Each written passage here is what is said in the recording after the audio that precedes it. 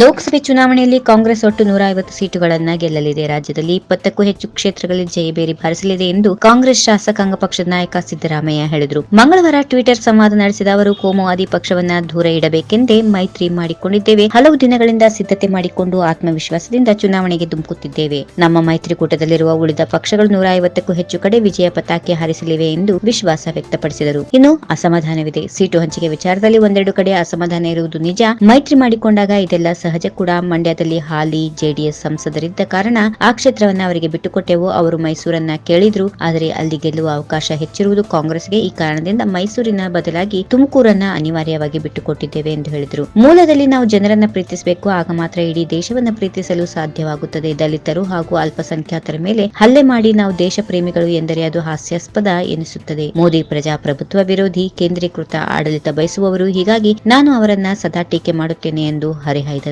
ವಿಧಾನಸಭೆ ಚುನಾವಣೆಯಲ್ಲಿ ಹಿನ್ನಡೆ ಆಗಿದ್ದರಿಂದ ಸ್ವಲ್ಪ ಬೇಸರವಾಯಿತು. ಕೊಟ್ಟ ಎಲ್ಲ ಭರವಸೆಗಳನ್ನ ಈಡೇರಿಸಿದ್ದರು. ಚುನಾವಣೆ ಹತ್ತಿರ ಬರುತ್ತಿದ್ದಂತೆ ನನ್ನ ಬಗ್ಗೆ ಅಪಪ್ರಚಾರ ಮಾಡಲಾಯಿತು. ನನ್ನನ್ನು ಹಿಂದೂ ವಿರೋಧಿ ಎಂದು ಬಿಂಬಿಸಲಾಯಿತು. ಈ ಸೋಲನ್ನ ಮತ್ತಷ್ಟು ಸವಾಲಾಗಿ ತೆಗೆದುಕೊಂಡಿದ್ದೇನೆ ಎಂದರು.